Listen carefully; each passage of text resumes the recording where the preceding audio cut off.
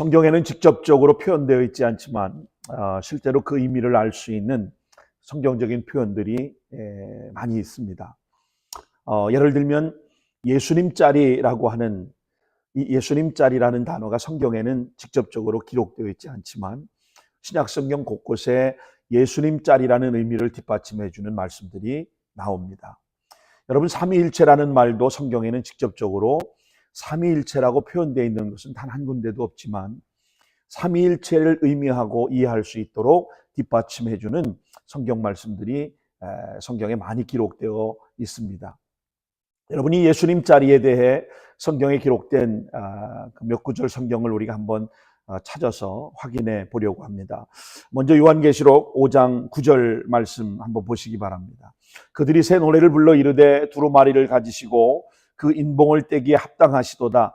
일찍이 죽임을 당하사 각 족속과 방언과 백성과 나라 가운데서 사람들을 피로 사서 하나님께 드리시고, 자, 여기 사람들을 피로 사서 하나님께 드리시고 라고 하는 말이 예수님 자리를 설명해 주고 있는 것입니다.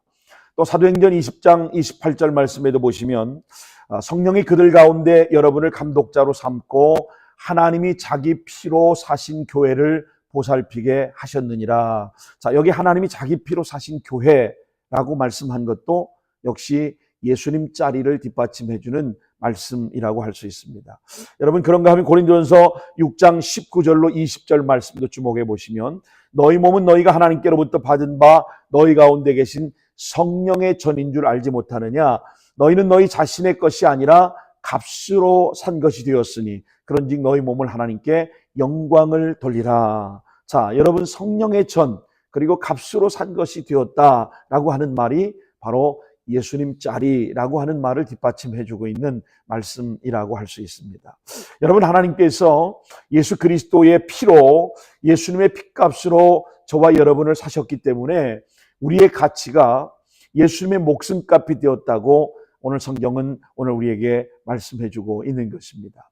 여러분, 온 우주의 주인이신 하나님의 아들이 어떤 존재를 위해서 피 흘려 죽어주셨다면 여러분, 그 존재야말로 아주 비싼 값일 수밖에 없지 않겠습니까? 그것은 바로 예수님 자리라고 우리는 부르게 되는 것입니다. 예수님 자리. 어떤 것이 가치는 그것이 얼마짜리인지를 보면 진짜 그 가치를 알 수가 있습니다. 여러분, 제가 이 볼펜 하나를 어디 마트에 가서 5불 주고 샀다. 그러면 여러분, 이 볼펜은 5불짜리의 가치가 되는 겁니다. 그 이상의 가치가 더 나가지 않습니다.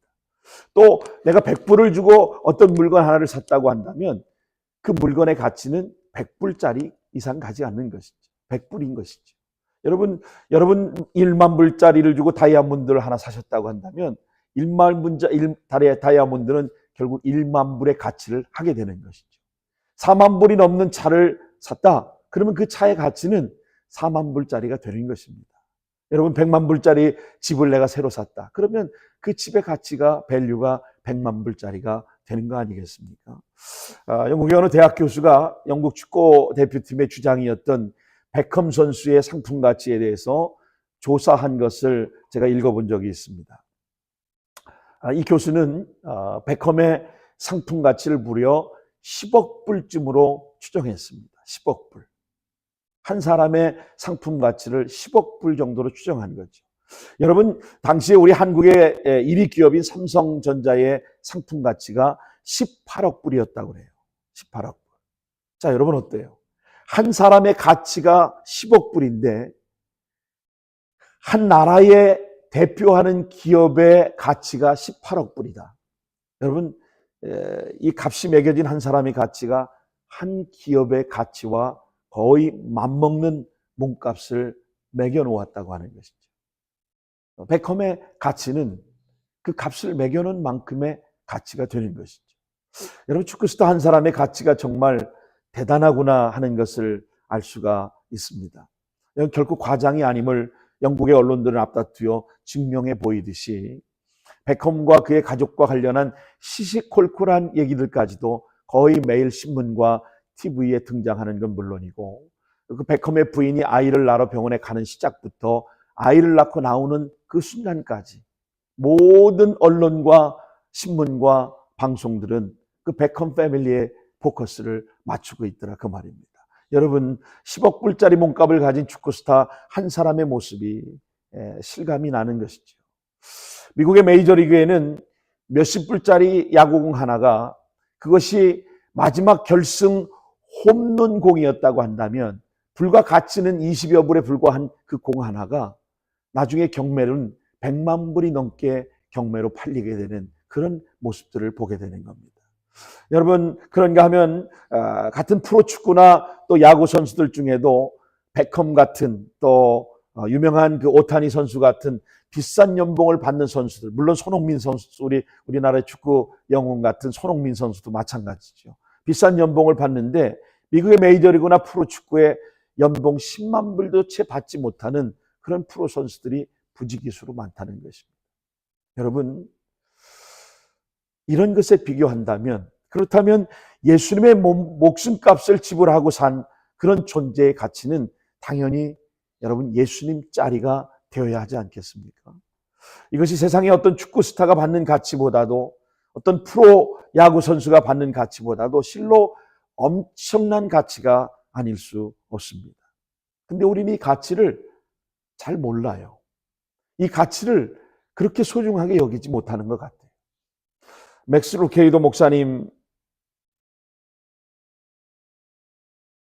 쓰신 책 중에 그 아이들을 위한 동화책이 있습니다. 제목이 너는 특별하단다.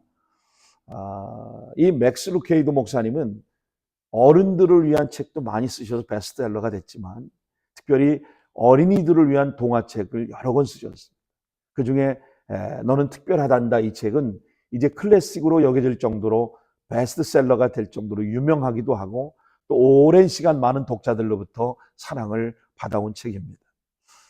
여러분 중에 이 책을 혹시 읽어보시거나 또 이 내용을 잘 알고 계신 분이 계시겠지만 여러분 이 책 내용을 한마디로 요약하자면 우리의 가치가 무엇으로 정해지느냐 우리의 가치가 무엇으로 정해지느냐 하는 것을 말하고 있는 것입니다. 여러분 이 책의 내용을 보면 잘나고 무엇을 잘하면 반짝이는 별표를 하나 붙여주고 그렇지 못하면 잿빛 전표를 붙여주는 것으로 이 나무 사람들의 나무의 가치를 정했습니다. 별표가 붙여지면 많이 우쭐하고 뭔가 되는 듯이 행사하려 들고 반대로 잿빛 전표가 붙여지면 뭔가 초라해서 고개를 들지 못할 만큼 고개를 숙이고 다니고 집 밖에 나오기도 싫어하는 은둔형 외톨이처럼 그렇게 지냅니다. 그런데 이 나무 사람들의 창조주인 메이커였던 엘리 아저씨의 관점에는 전혀 다른 기준 가치가 있었습니다. 엘리 아저씨에게는 이 나무 사람들 모두 다 자기가 만들었기 때문에 나무 사람 한 사람 한 사람이 다 모두 다 소중하지 않은 나무 사람이 없었습니다. 왜냐하면 다 자기 소유였으니까요. 그래서 엘리 아저씨가 펀치넬로에게 그러잖아요. 내가 너를 기다리고 있었단다. 네가 오기를 기다리고 있었다. 펀치넬로도 온갖 낮은 자존감과 열등감에 시달리다가 엘리 아저씨에게 대화하면서 엘리 아저씨와 대화하는 도중에 서서히 이 펀치넬로의 관점이 바뀌어지기 시작합니다. 세상을 보는 관점이 바뀌면서 자신의 가치에 대해서 생각이 달라지는 것입니다. 아저씨의 말이 옳을지도 몰라. 이 펀치넬로가 이렇게 생각하는 순간 자신에게 붙여져 있던 잿빛 전표 하나가 땅에 땡그랑 떨어집니다. 그리고 이제는요 별딱지도 잿빛 점딱지도 몸에 붙지 않습니다. 그런 것보다 더 소중히 여기는 새로운 가치를 이 아저씨와의 대화를 통해서 펀치넬로가 알게 되었기 때문입니다. 여러분 이 책이 어린이 동화로 만들어졌지만 사실은 이 내용은 우리의 가치에 대해서 매우 강력한 성경적인 메시지를 담고 있습니다. 여러분 오늘 본문의 베드로전서 1장은 크게 두 단락으로 나눌 수 있습니다. 1절로 12절까지 그리고 13절부터 마지막 25절까지 1절로 12절까지의 내용을 보면 사도 베드로가 흩어져 있는 나그네 된 예수 그리스도의 핏뿌림을 얻기 위하여 택하심을 받은 성도들에게 그 고난 중에 소망을 주는 메시지를 1절로 12절까지 전합니다. 그리고 13절부터 25절까지는 오늘 본문의 두 번째 단락으로 되어 있는데 제가 가지고 있는 성경에는 그 소제목에 모든 행실에 거룩한 자가 되라 이렇게 적혀 있습니다. 이걸 세번역 성경에는 불러주심에 따른 거룩한 생활이라고 소제목이 붙어 있습니다.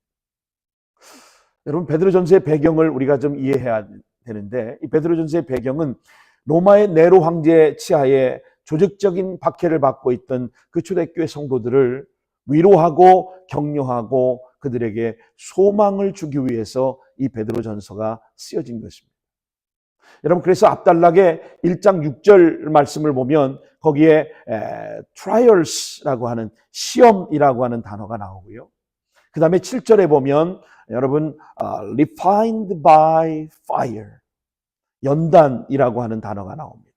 원래 이 연단이라고 하는 말의 헬라어에는 도키마조라고 하는 도키모스, 시험이라고 하는 것에서 파생된 단어인데, 금속을 달금질하는 뜻으로 시련을 통해서 정제된 신앙을 훈련시킨다, 이런 의미를 가지고 있습니다. 도키모스. 또 11절에 보시면 suffering이라고 하는 고난이라고 하는 단어가 거듭해서 등장하면서 이 편지를 받는 독자가 처한 그 당시의 어려운 상황을 잘 드러내주고 있습니다. 생명의 위협을 받으며 믿음을 지키는 것이 너무도 어렵고 힘들던 그 당시 상황에서 베드로는 성도들에게 예수님의 십자가에서 돌아가심으로 인해 새 생명을 가진 너희들이 아니냐, 그러니 너희 성도들이 이제 세상과 구별되어서 거룩한 삶을 살아야 된다, 거룩한 삶을 살아야 된다, 이렇게 권면하고 있는 것입니다. 여러분, 그런데 이 베드로전서가 말하는 거룩한 삶이라고 하는 것은 우리가 단순히 생각하듯이 아침에 일어나서 큐티하고 주일 성수하고 11조를 바치고 그 다음에 봉사하고 함께 모여서 좀 기도하고 선교사를 돕는다고 선교비를 좀 조금 보내고 그런 정도 수준의 내용이 아니에요. 그런 정도 수준을 의미하는 게 아니에요. 거룩한 삶이라는. 여러분, 한번 생각해 보세요. 핍박과 고난과 환난 가운데서도, 지금 목숨이 위태로운 상황 가운데서도 그 믿음을 지키라는 거 아니겠어요? 그 믿음을 지키라는 거예요. 그래서 하나님의 백성된 정체성, 아이덴티티를 잊지 말자, 그런 이야기 하는 거예요.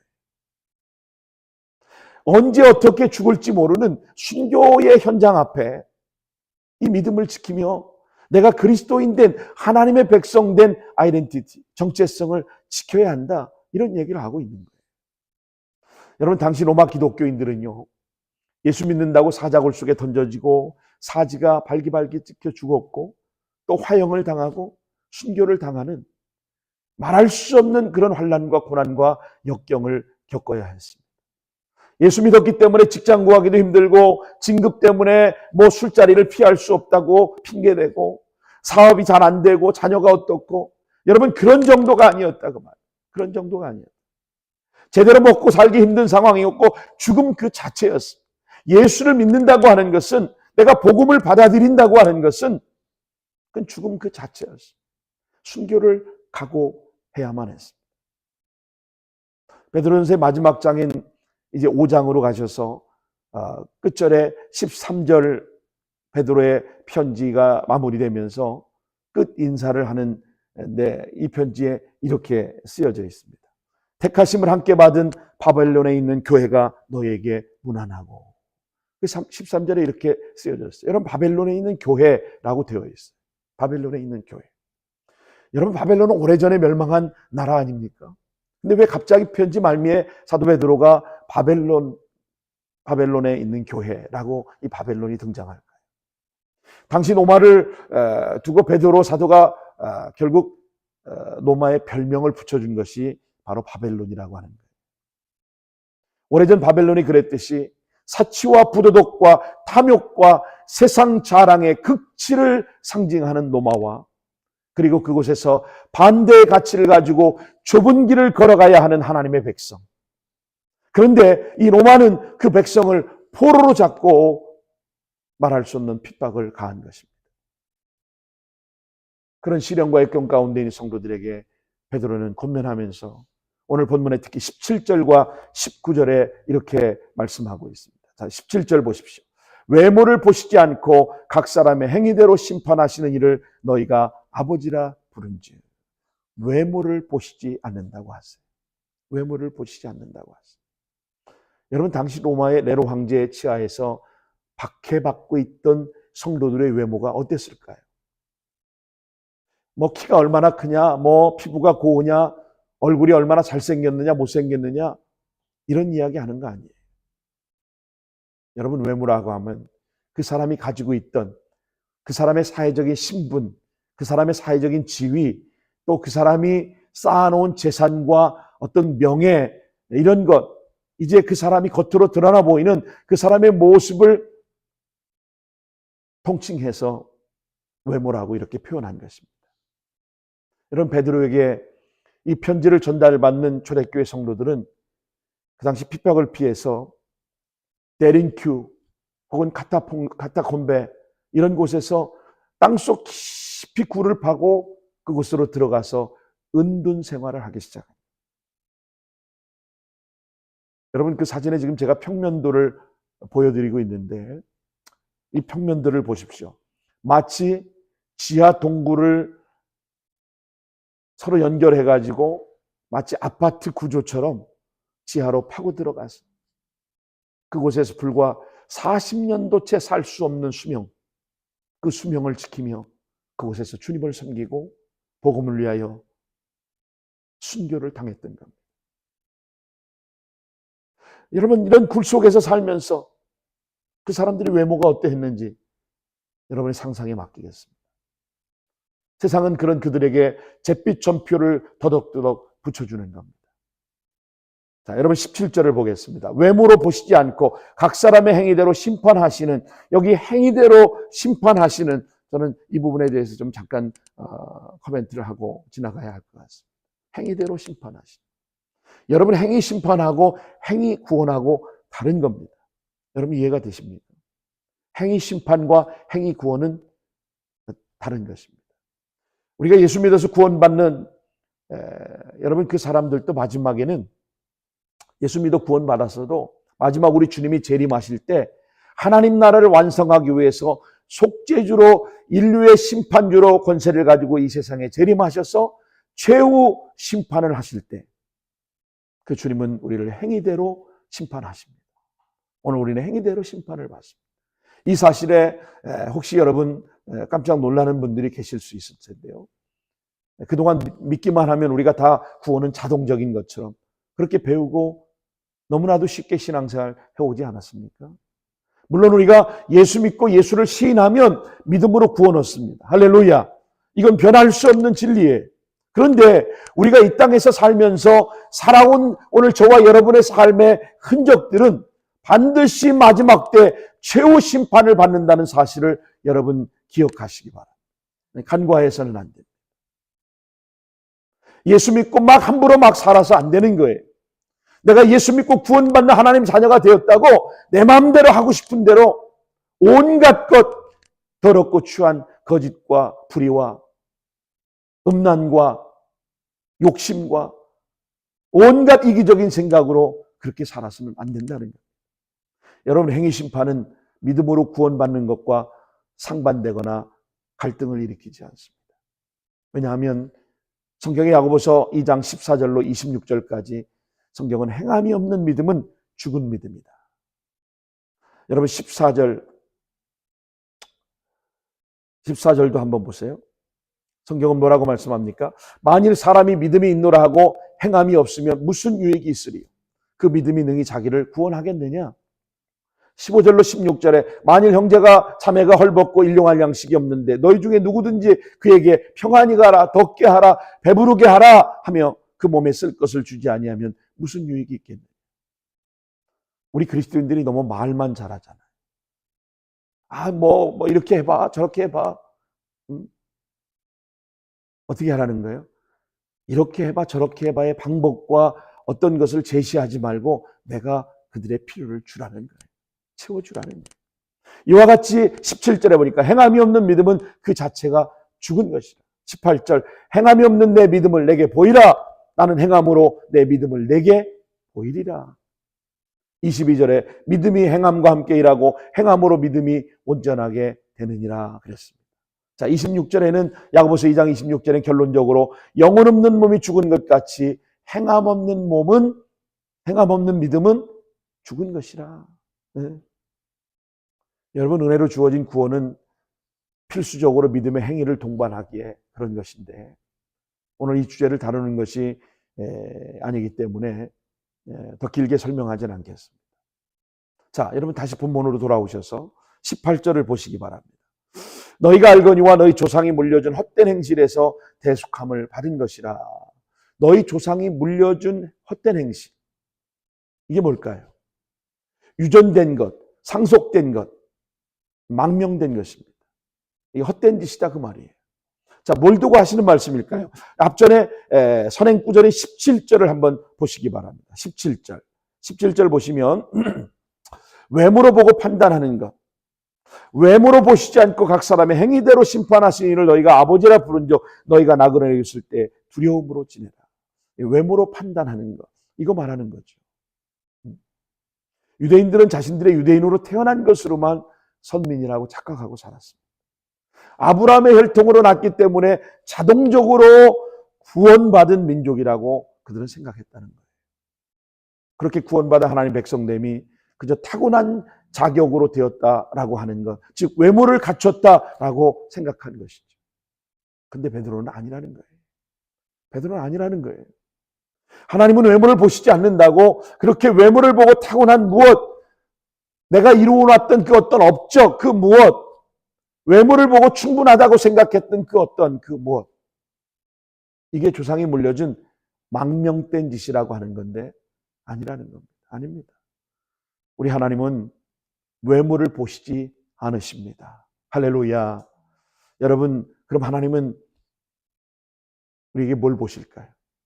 하나님이 보시는 게 뭘까요? 자, 18절 여러분 후반절을 보십시오. 대속함을 받은 것은 은이나 금이나 없어질 것으로 된 것이 아니요 오직 흠없고 점없는 어린 양 같은 그리스도의 보배로운 피, 그리스도의 보배로운 피로 된 것입니다. 여러분, 타고난 스스로 만들어낸, 다시 말하면 자신의 근거한 선천적이나 후천적 자격이나 어떤 실력으로 된 것이 아니에요. 여러분, 세상을 살면서 누구나 붙여준 은딱지, 금딱지 같이 화려하게 치장했다고 그 외모로 되는 것이 아니라는 겁니다. 여러분 잘 기억하십시오. 너희가 대속함을 받은 것은 오로지 뭐예요? 19절 말씀 보세요. 오직 흠없고 점없는 어린 양 같은 그리스도의 보배로운 피로 된 것이니라. 할렐루야. 오직 흠없고 점없는 어린 양 같은 그리스도의 보배로운 피로 된 것이다. 여러분, 그렇습니다. 성도들은 그리스도의 보배로운 피, 우리가 이것을 보혈이라고 말하지 않습니까? 보혈로 값주고 산 존재들입니다. 할렐루야. 오늘 저와 여러분 보통 값이 아닙니다. 보통 값을 지불하고 산 존재들이 아닙니다. 베컴이나 오탄이나 이런 엄청난 사람들보다도 비교할 수 없을 만큼의 놀라운 가치를 가지고 있는 그리스도의 보배로운 피로 값주고 산 존재들임을 여러분 기억하시기 바랍니다. 오늘 성도들은 이 보혈로 값주고 산 존재들입니다. 그것으로 그들의 존재가 대속함을 받아 하나님의 자녀로 세워졌습니다. 그러니 적어도 오늘 이 말씀대로라고 한다면 오늘 저와 여러분, 우리 성도님들은 얼마짜리냐? 그리스도의 보배로운 피값짜리입니다. 바로 예수님짜리인 것이죠. 사도행전 20장 28절 말씀도 여러분 한번 주목해 보십시오. 이렇게 기록하고 있어요. 여러분은 자기를 위하여 또는 온 양떼를 위하여 삼가라. 성령이 그들 가운데 여러분을 감독자로 삼고 하나님이 자기 피로 사신 교회를 보살피게 하셨느니라. 하나님이 자기 피로 사신 교회를 오늘 저와 여러분에게 보살피도록 하셨다는 겁니다. 하나님이 자기 피로 사신 교회, 여러분 원문에는 하나님의 피로 사신 교회 이렇게 되어 있어요. God's own blood. God's own blood. 하나님의 피로. 하나님의 피로 사신 그런 존재들. 우리는 적어도 얼마짜리냐면 하나님이 자기 피로 사신 사람들. 하나님의 피값짜리라는 사실을 여러분 기억하시기를 바랍니다. 고린도전서 7장 23절 말씀 보십시오. 새 번역입니다. 여러분은 하나님께서 값을 치르고 사신 사람입니다. 그러므로 사람의 노예가 되지 마십시오.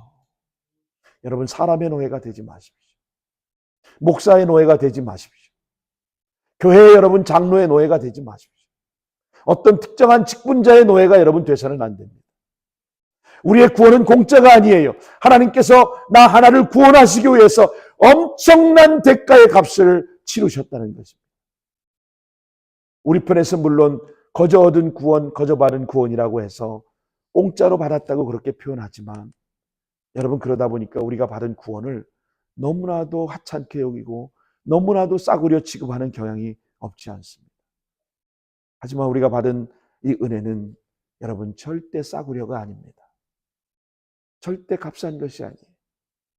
적어도 하나님에게서는 자기 아들의 생명을 내어주는 희생이 요구됐던 은혜임을 믿으시기 바랍니다. 값비싼 은혜를 받은 우리가 된 것이, 여러분, 그렇게 값비싼 은혜를 받은 우리는 절대 싸구려 존재가 아닙니다. 아멘, 아멘. 예. 세상 살면서 잿빛 전표 붙여주었다고 싸구려 인생이 될 수 없는 거예요. 여러분, 본인이 스스로 얼마짜리라고 인식하고 살아가는가는 참 중요합니다. 내가 얼마짜리인가. 저는 결혼하고 우리 큰아이가 태어나서 제가 25세 결혼을 해서 아들을 낳았는데, 그리고 뒤늦게 신학교에 들어갔죠. 저는 신학교 1학년 때부터 교수님의 눈에 띄어가지고 파트타임 전도사 생활을 제가 처음 시작을 하게 됐습니다. 다른 동기들보다 사실 일찍 교회 사역을 시작하게 됐습니다. 근데 제가 신학생 때 한 교회에 가서 받았던 사례비가 당시 8만 원이었습니다. 11조 빼고 감사헌금 빼고 구역헌금 빼고 선교헌금 빼고 주일헌금 빼고 15,000원인가 남았어요. 그걸로 한 달을 사는 거예요. 물론 아내가 가난한 신학생보다 훨씬 더 많은 돈을 벌어 저를 뒷받침해 줬죠. 저는 그 당시 제가 8만 원을 받았지만 교회에서 사역을 하면서 새벽기도 차량 운행을 시작으로 해서 교육전도사, 신방전도사, 목사님 비서, 교회 관리인, 때로는 사모님 시장을 받아주는 일들까지 너무 많은 일을 했습니다. 근데 여러분, 제가 8만 원의 사례비를 받았다고 제가 8만 원짜리 전도사였을까요? 아니요, 아닙니다. 제가 비록 8만 원짜리 사례비를 받고 8만 원짜리 인생을 살았지만, 제가 하는 그 많은 일을 할 수 있도록 나를 부르셔서 그 일을 하라고 맡겨주신 그분이 누군가, 거기에 진짜 저의 가치가 있는 게 아니겠습니까? 천하보다 귀한 한 영혼을 변화시키고 살려주는 이 귀한 사역을 하는데, 거기에 어떤 가격을 따로 매길 수 있겠습니까? 저는 교회 사역하면서 제가 우리 교회에서 사례비를 받지 않고 사역을 합니다. 만일 사례비를 받는다고 하면 여러분, 제가 얼마를 받아야 이 일을 감당할 수 있겠습니까? 교회가 얼마를 저에게 정해 주어야 그게 저의 값이 되겠습니까? 좀 목사님들에게 죄송한 이야기 하나 제가 해야 되겠습니다. 한국교회나 이민교회 목회하는 목사님들이 교회가 주는 목회자의 생활비 때문에 적다고 불평하는 철없는 목회자들이 주변에 많이 있습니다. 여러분, 아닙니다. 목회자는 돈을 알아야 하지만 돈을 밝히고 돈에 민감한 목회자는 이미 자기 스스로가 싹군 목자임을 자임하는 것입니다. 인정하는 것입니다. 성경은 이런 싹군 목자들은 양도 재앙이 아니라고 우리 예수님 말씀하고 계시지 않습니까? 목회가 사명이 아닌 밥벌이의 수단으로 전락해버렸기 때문에 자기가 받는 사례비에 자기의 가치라고 여기고 원망하고 불평하는 거예요. 여러분, 얼마를 받든지 감사하며 살아야 합니다. 자신이 받는 사례비가 적다고 불평한다거나 자신이 받는 사례비에 자신의 가치를 먹여서 자신의 몸값으로 생각하고 여기는 순간, 그 받는 돈은 자신의 가치로 여기는 순간 그 목회는 이미 끝난 것입니다. 그 목회는 이미 실패한 것입니다. 저는 그런 목회자들은 스스로 그 교회를 사임하고 떠나야 한다고 생각합니다. 그리고 사명과 상관없이 나가서 더 많은 돈을 받을 수 있는 일을 하거나 아니면 비즈니스를 해서 자기가 원하는 만큼 돈을 벌면 되는 것입니다. 왜 하나님께 주신 그 사명의 가치를 교회가 자기를 대우해주는 그 가치로 규정하고 거기에 흔들리고 거기에 무너집니까? 여러분, 왜 사례비가 작다고 불평하고 투덜대며 자기 스스로 자기의 몸값을 먹이고 추하게 목회하십니까? 목사 자신이 교회에서 받는 사례비를 이미 현실도 모르고 성도들의 삶도 전혀 모르고 전혀 고려하지 않는 그런 목회자가 무슨 예수님 자리가 되겠습니까? 여러분, 목사님들이 물론 너무 어려운 환경 속에 사역하시며 또 가족들을 부양하기 위해 쓰는 분들도 많이 계십니다. 그러나 제가 알고 있는 한 기존 이면교회 목회하며 사역하는 목사님들 대부분 그래도 교회가 주는 사례비 충분하지 않을지 모르나 부족하지 않게 저는 대우해 주는 걸로 알고 있습니다. 여러분, 이제는 성도들이 바르게 알고 눈을 뜨셔야 합니다. 오늘 이 말씀을 여러분 잘 새겨 들으십시오. 이런 목회자가 내가 섬기는 교회 담임 목사다 하면 용기 있게 결정하셔야 합니다. 목사를 내보내든지 아니면 내가 그 교회를 나와서 새로운 가치와 비전 있는 교회로 새 둥지를 트는 그런 용기 있는 결단을 하시든지. 왜요? 그곳에 계속 남아있으면서 사람의 눈치를 보고 사람들의 어떤 인식 때문에, 사람들의 눈치 때문에 어쩔 수 없이 흉내만 내고 형식적인 신앙생활하면 내 영혼이 전부 죽어버리잖아요. 근데 왜 그 자리에 남아 계십니까? 결단하셔야 합니다. 그런 목회자를 내보내든가 아니면 내가 용기 있게 나와서 새 둥지를 틀든가 둘 중에 하나 결단하셔야 합니다. 여러분, 바르게 눈을 뜨십시오. 우리 성도님들도 그런 배짱이 좀 있어야 되겠습니다. 내가 처한 지금의 환경 때문에 여러분 움츠려들거나 고개 숙이지 말고 좀 당당하고 담대할 수 있기를 바랍니다. 여러분, 얼마를 벌고 계신가요? 뭘 기준으로 나는 얼마짜리라고 생각들 하고 계시나요? 여러분, 지금 벌고 있는 만큼, 받는 만큼의 수준이 여러분의 가치를 인정받을 수 있다고 생각하십니까? 우리가 세상 살면서 사실 안 그러고 싶어도 좀 벗어나고 싶은데 어쩔 수 없이 다른 누구와 비교하며 살 때가 있지 않습니까? 그래서 저 사람이 붙여진 별표가 멋있어 보이고 옆집 아이의 별표가 몇 개인지 신경을 쓰고. 자녀교육의 최고 전문가가 누군지 아세요? 옆집 아줌마라고 그러더라고요. 네. 아무리 참교육이 어떻고 뭐 성품이 중요하고 인간의 교육이 뭐 어떠니 뭐 여러 가지 얘기를 해도 누가 어느 학원에 갔다더라, 누가 어디서 무슨 상을 탔다더라, 옆집 애가 아이비리그 무슨 대학에 들어갔다더라, 옆집 아줌마 한마디면 그만 다 무너지고 말잖아요. 여러분, 우리 자녀들이 부모에게 가장 큰 불만이 뭔가 어떤 통계를 보니까 제발 언니와 제발 형과 자기를 비교하지 말아달라는 거예요. 옆집 아이 어느 학교에 들어갔다고 풀어주는 그런 것이 제일 싫다는 그런 통계가 나와 있습니다. 여러분, 이민자로 살아가는 우리에게도 사실은 또 다른 열등의식, 낮은 자존감에 무너지고 빠지기 쉽죠. 이 땅의 나그네로 주변인으로 살아가면서 그래도 여러분 미국 생활 꽤 20년, 30년 오랫동안 살아가시면서 미국 생활 오랫동안 하셨는데 여전히 영어가 힘들잖아요. 그렇다고 미국에 오래 살다 보니까 공통적인 특징 중에 하나는 한국말도 잘 안 돼요. 한국말도 버벅거려요. 그게 우리 이민자들의 삶의 모습입니다. 여기서는 주류 사람들보다 뒤처지는 것 같고 또 오랜만에 어떻게 한국에 여행을 갔더니 친구들에 비하면 자기는 너무 초라해 보이는 것 같고 자꾸 나에게 잿빛 점표가 붙는 것 같습니다. 하지만 그렇기에 그런 이민자의 삶을 살고 있는 오늘 저와 여러분, 오늘 이 말씀을 더욱 깊이 가슴속 깊이 새기셔야 합니다. 나는 하나님의 핏값 주고 산 귀한 하나님의 자녀다. 하나님의 자녀답게 이제는 그렇기 때문에 이런 거룩한 꿈을 꾸고 저런 거룩한 소망을 가지고 하나님 나라 확장으로 이런 사명을 가지고 쓰임받는 거기에 나의 가치를 발견할 수 있게 되길 주의 이름으로 축원합니다. 저는 미국에서 맨 처음 보스턴에 이민 목회 초청을 받고 와서 나를 초청해 준 목사님 너무 잘하는 분이었는데 그분에게 제가 이민 사기에 가까운 정말 너무도 참담함을 겪고 아는 사람 한 사람도 없는 낯선 타국에서 4명의 자녀와 아내와 함께 가족을 부양하고 어린 자녀들을 케어해야 하는 절박함에 왔을 때 아내와 저는 닥치는 대로 뭐든지 일을 해야만 했습니다. 살아남아야 되겠다.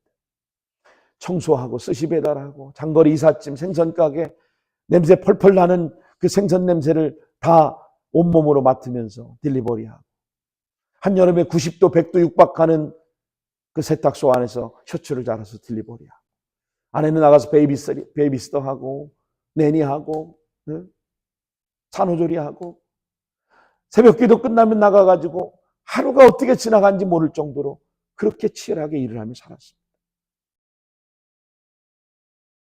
여러분, 24시간이 부족할 정도로 생각만 해도 참 하나님의 은혜였습니다. 어떻게 그 일을 하면서 그렇게 살았을까? 여러분, 생각만 해도 참 어떻게 그 일을 감당할 수 있었을까? 상상이 가지 않습니다. 그런 어려운 고난의 환경 가운데도 여러분, 우리가 견디고 이길 수 있었던 것은 아내와 저는 끊임없이 기도하고 교회를 붙잡고, 목사가 있어야 할 곳은 강단이라고 하는 생각으로 목회의 자리를 떠나지 않았습니다. 비가 오나 눈이 오나 새벽에 교회 나가서 함께 기도하고, 그리고 하루를 시작하는 그런 삶을 살았기에 가능했습니다. 여러분, 제가 잘났다는 말을 하는 게 아닙니다.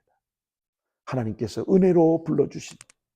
자, 오늘 본문에 한참 더 내려가서 23절 말씀을 보시면, 썩어질 씨로 된 것이 아니고 썩지 아니할 씨로 된 것이니 살아있고 항상 있는 하나님의 말씀으로 되어진 사람, 그 사람의 특징이 그러하다는 거예요.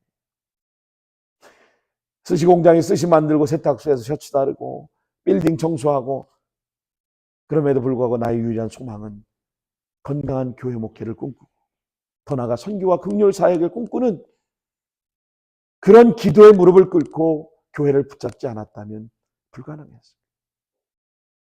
여러분, 우리가 그렇게 꿈꾸는 크기 정도의 사람이 아니겠습니까? 우리가 받은 사명, 감당하는 그 사명의 크기가 오늘 저와 여러분의 크기라고 믿으시기 바랍니다. 여러분, 내가 받는 사례비가 얼마 된다고 비평하고 원망하는 그런 크기의 목회자, 그런 사람이 되셔야 되겠습니까? 나에게 가치는 당장 내 눈에 보이는 현실에 근거하지 않음을 여러분 믿으시기 바랍니다. 여러분, 나의 잘나고 못남에 근거하지 않습니다. 예수 그리스도 안에서 그의 핏값으로 구속받았다는 사실, 거기에만 오늘 내 가치가 근거하는 겁니다. 그리고 그런 자녀로 불러주셨기에 오늘 우리가 본 큰 단락의 제목처럼 자녀로 불러주심에 걸맞는 거룩한 꿈, 거룩한 삶, 거룩한 사명 감당하라는 그 모습에 내 가치가 정해져야 한다는 겁니다. 여러분, 개인도 그렇고 우리 레드우드 공동체도 마찬가지예요. 여러분, 우리 교회의 가치는요, 성도가 몇 명이 모이느냐, 헌금 액수가 얼마가 되느냐, 건물의 크기가 얼마나 크냐, 화려하냐, 여기에 있지 않습니다. 세상 사람들이 생각하는 그런 세속적인 기준으로 오늘 교회의 가치가 먹여지지 않기를 바랍니다. 그런 가치가 먹여질 수 없다는 거예요. 안타까운 사실은 교회가 작거나 성도 수가 많지 않으면 이 미숙한 교인들은 목사가 실력이 없고 그런 수준이라고 속단하고 교회를 너무나도 무시하고 목회자를 무시하는 사람들이 너무 많습니다. 여러분, 소위 플로팅 크리스찬이라고는 교회를 떠다니면서 이곳저곳 쇼핑하는 그런 교인들이 전화가 옵니다. 전화로 제일 먼저 묻는 말이 뭔지 아십니까? 혹시 몇 명 모이세요? 몇 명 모이세요? 이런 전화를 해요. 여러분, 여기에 관심이 갔습니다. 물론 왜 이런 물음을 하는지 저는 잘 이해할 수 있습니다. 그러나 여러분, 저는 이런 분들 관심 없습니다. 교회가 성도의 숫자로 적어도, 아니 숫자가 적거나 숫자가 없어도 그 목회자가 뭘 주장하고 어떤 지향점을 가지고 그 목회자가 목회하고 있느냐, 여러분, 이 점이 중요시 여겨야 되고 이 점이 중요한 거 아니겠습니까? 몇 명 모이고 헌금 액수가 얼마고 교회 건물이 어떻고 이게 뭐 그리 중요한 거예요. 우리 라이트하우스 교회는 건물을 중시하지 않습니다. 우리가 예배드리고 있는 이 미용실 얼마나 감사한지 몰라요. 하나님을 예배하는 그 장소 공간을 우리가 구별해서 그곳에 예배 장소로 우리가 사용하고 있는 화려한 건물이 그리 뭐 중요합니까? 사람이 좀 더 모이면 그것이 뭐 그리 중요합니까? 여러분, 우리 교회 가치는 우리 교회가 주 안에서 꿈꾸고 소망하는 만큼이라는 걸 믿으시기 바랍니다. 라이다스 무브먼트의 핵심 5가지의 가치를 붙잡고 얼마나 소중히 이 가치를 중요하게 여기느냐 하는 만큼이에요. 여러분, 혹시라도 우리 시대에 예수 믿는다고 손가락 당해도 이런저런 삶에 어려움이 있어도 우리 성도들은 예수님 자리가 되어야 합니다. 내게 주어진 환경이 어떠하든지 그 자리에서 하나님 나라를 꿈꾸는 여러분 예수님 자리가 되십시오. 이민자로 나그네로 살아가면서 아무리 환경이 어렵고 힘들고 고단한 인생일지라도 하나님 나라 중심이 되기를 꿈꾸십시오. 하나님 나라를 꿈꾸는 예수님 자리 인생을 살아가시길 주의 이름으로 축원합니다. 경제가 어려지고 혹시 원치 않는 병에 걸리고 또 이런저런 삶의 시련이 없지 않겠지만 그렇다고 여러분 자꾸 움츠려들지 마세요. 어깨가 축 처져가지고 그러지 마세요. 당당하게 어깨를 펴고 여러분 세상을 활보하시길 주의 이름으로 축원합니다. 까짓것 여러분 주의 일하다가 넘어지고 쓰러지고 무릎팍 까지면 어떻습니까? 우리 주님이 그거 보시고 그냥 내버려 두시겠어요? 치유해 주시고 우리를 회복시켜 주실 것이고 넘어져 쉬다 보면 또 주께서 일으켜 세워 주실 줄 믿으시기 바랍니다. 예수님 자리라고 하는 거는요, 적어도 나라는 존재가 예수님과 바꿀 만한 가치가 있다는 겁니다. 할렐루야. 하나님께 십자가에 예수님을 내어주시고 저와 여러분을 사셨어요. 우리는 그런 존재입니다. 우리는 그런 존재. 값으로 우리를 구별하고 값으로 우리를 먹일 만큼의 그런 하찮은 존재가 아니라는 사실입니다. 우리가 그래요. 세상에서 구겨지고 밝히고 더럽히고 세상에서 붙여주는 잿빛 점표, 여기저기 칠도 벗겨지고 한 펀칠렐로처럼 그런 모습으로 살아가는 그런 때가 없지 않겠지만 그래도 우리는 여전히 하나님 나라를 꿈꾸는 예수님 자리 인생들이라는 사실을 기억하시고 여러분 오늘 이 순간 이후부터 여러분 스스로 그 엄중한 값을 매기시고 여러분이 그런 가치 있는 존재라는 사실을 인식하시면서 확신을 갖고 자신감을 갖고 하나님 나라를 꿈꾸는 그런 예수님 자리로 살아가시는 복된 여러분 되시기를 주님의 이름으로 축원합니다. 기도하겠습니다.